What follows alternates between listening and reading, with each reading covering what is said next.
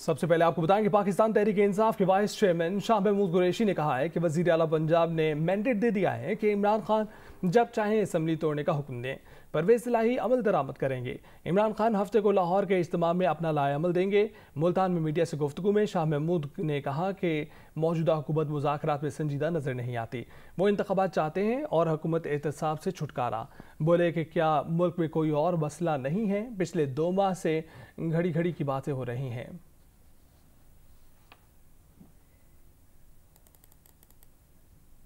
इमरान खान ने वज़ीर आला पंजाब से मशावरत की है।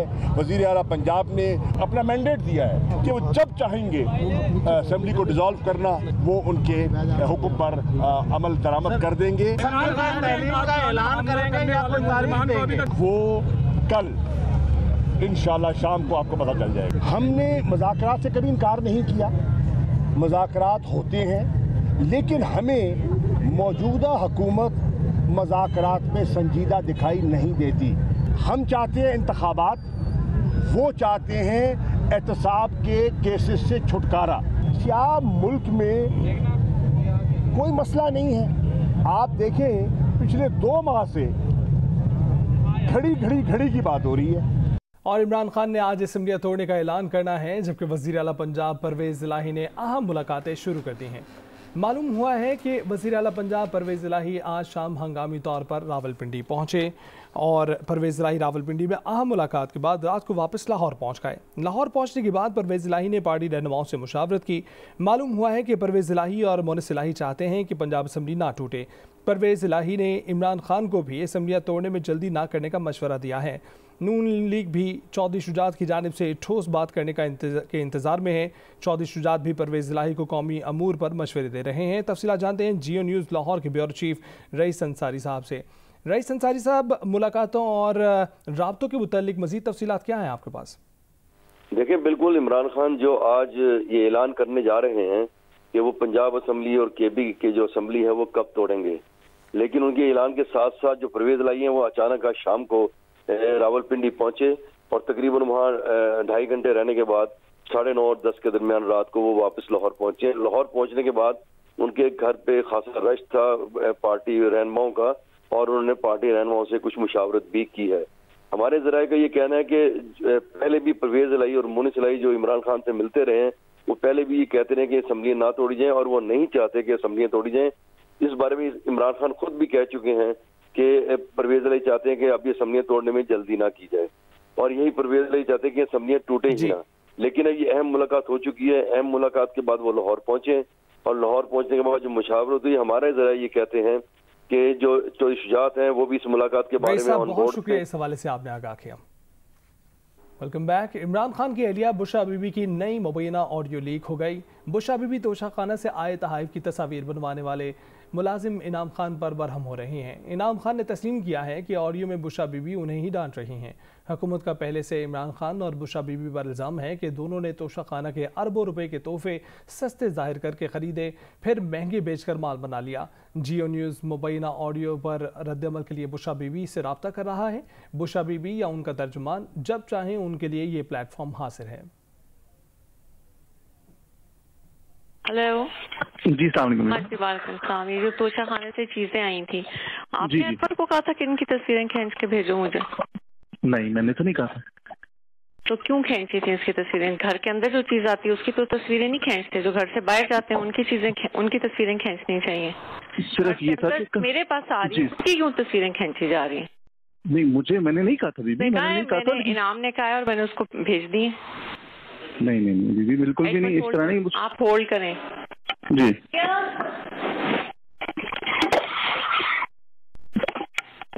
आपने नाम को भेजी? वो कह रहे हैं मुझे तो नहीं भेजी। नहीं भेजी है, लेकिन मैंने कहा नहीं भेजी है, लेकिन मैंने नहीं कहा तस्वीरें खींचने को इनाम ने। क्या क्या किसने कहा था तस्वीरें खींचने? किसने? क्यों? कौन? क्या सबूत? घर के अंदर आने वाली किसी चीज की तस्वीर नहीं खींचते, क्योंकि वो मेरे पास आ रही थी। घर से जो बाहर जाती हैं उनकी खींचनी चाहिए। घर के अंदर जो चीज आ रही है उसकी कौन तस्वीर खींचता है? किस चीज का प्रूफ? क्यों? آپ کو کیا ضرورت ہے پروف کرنے کی؟ آپ نے میرے سے پوچھا ہے؟ آپ نے میرے سے پوچھا ہے؟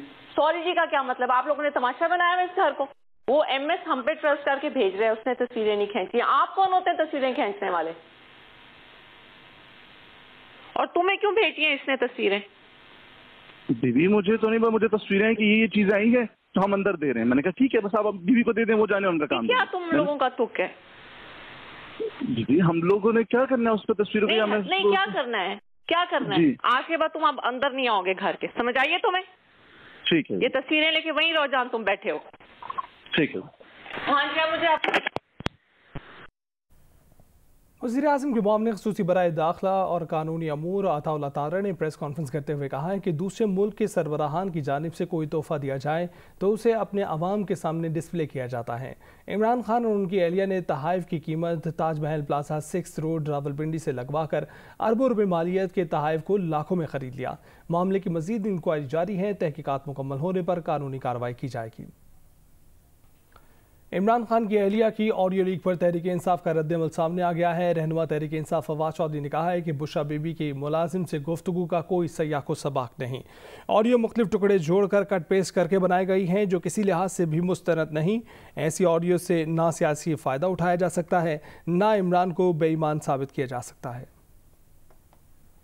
اور رہنما نون لیگ مریم نواز نے بشرا بی بی کی نئی آڈیو لیک پر تبصرہ کرتے ہوئے کہا ہے کہ یہ دھوکے بازوں اور چوروں کا ایک انتہائی تربیت یافتہ گروہ ہے. سوشل میڈیا پر مریم نے اپنا تبصرہ اس خبر کے ساتھ شیئر کیا جس میں بشرا بی بی توشہ خانہ سے آنے والی اشیاء کی تصویریں بنانے والے اپنے ملازم پر برہم ہو رہی ہیں.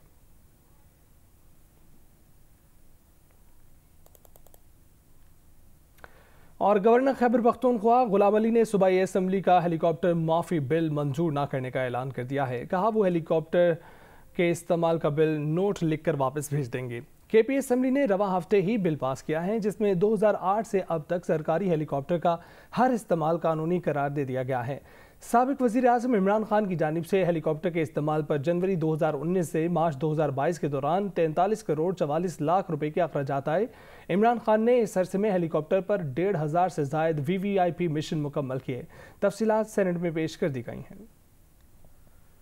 آگے بڑھتے ہوئے آپ کو بتائیں کہ وزیر مملکت برائے پیٹرولیم مصدق ملک نے کہا ہے کہ پاکستان کی روس سے تیل خریداری کے لیے واضح بات ہوئی ہے. روس پاکستان کو خام تیل دے گا اور کم قیمت پر دے گا. جیو نیوز کے پروگرام آج شاہ زیب خان زدہ کے ساتھ میں بات چیت کرتے ہوئے انہوں نے کہا کہ ہو سکتا ہے کہ بلاول کے پاس روس سے تیل لینے کے حوالے سے ٹیکنیکل تفصیلات نہ ہوں.